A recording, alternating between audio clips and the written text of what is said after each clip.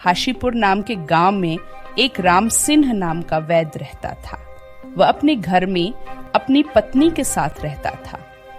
वह और उसकी पत्नी बीमार लोगों की सेवा किया करते थे और गांव के सभी लोग छोटी मोटी तकलीफों के लिए उनके ही पास जाया करते थे।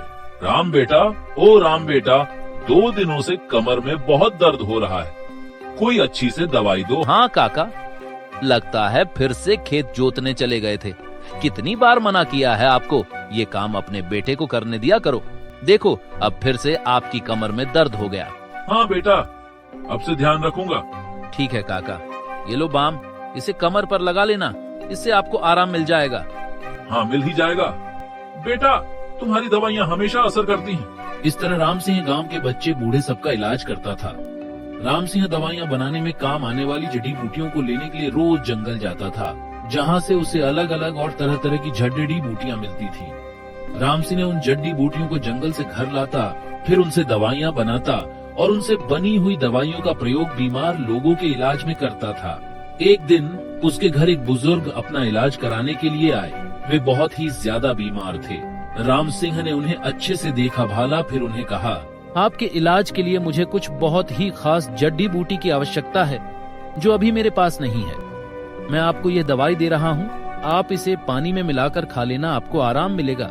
और जब मैं आपकी दवाई तैयार कर लूंगा तब आपको बता दूंगा, या मैं खुद ही आपके घर आ जाऊंगा। ठीक है बेटा, जैसा तुम कहो, मैं अपनी दवाई का इंतजार करूंगा। इतना बोलकर वो बुजुर्ग राम सिंह को धन्यवाद करके वापस चला गया।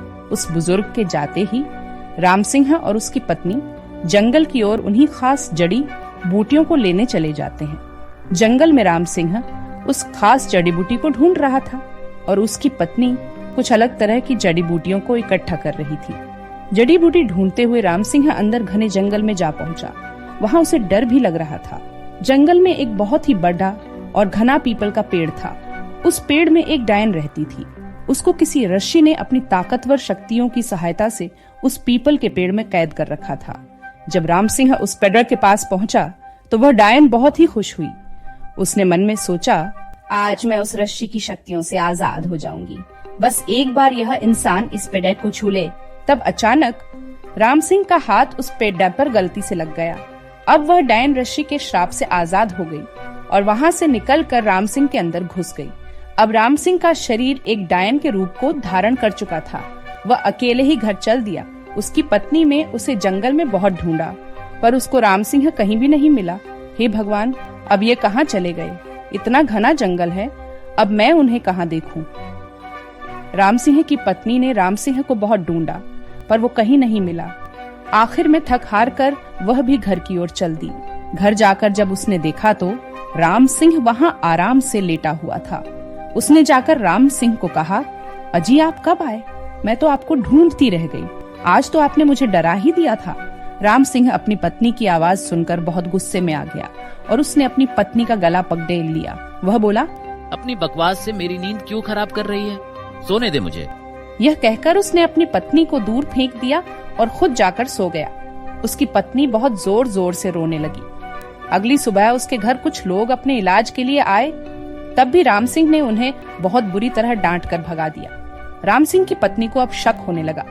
उसने मन ही मन सोचा, जंगल में कहीं कोई न कोई बुरी घटना घटी है, इसका पता मुझे लगाना ही होगा।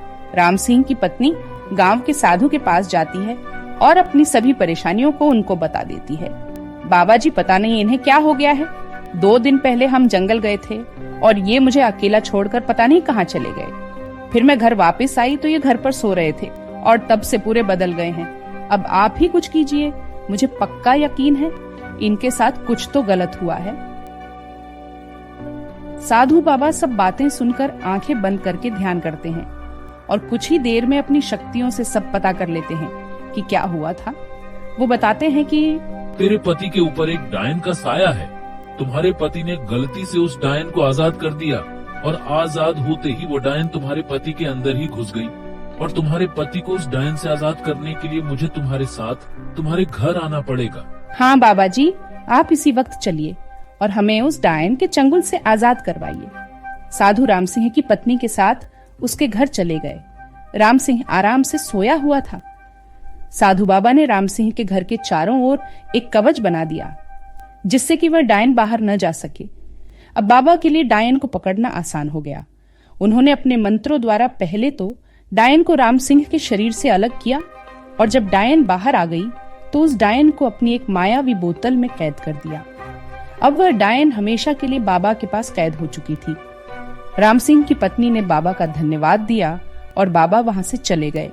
राम सिंह को जब होश आया तो उसकी पत्नी ने उसे सारी बातें बताईं। राम सिंह को बहुत पछतावा हुआ। उसने अपनी गलती के लिए अपनी पत्नी से माफी भी मांगी। अब दोनों फिर से अपनी खुशहाल जीवन को दूसरों की सेवा करते हुए जीने लगे। इसी तरह हमारे साथ जुड़ रहे और हमारे चैनल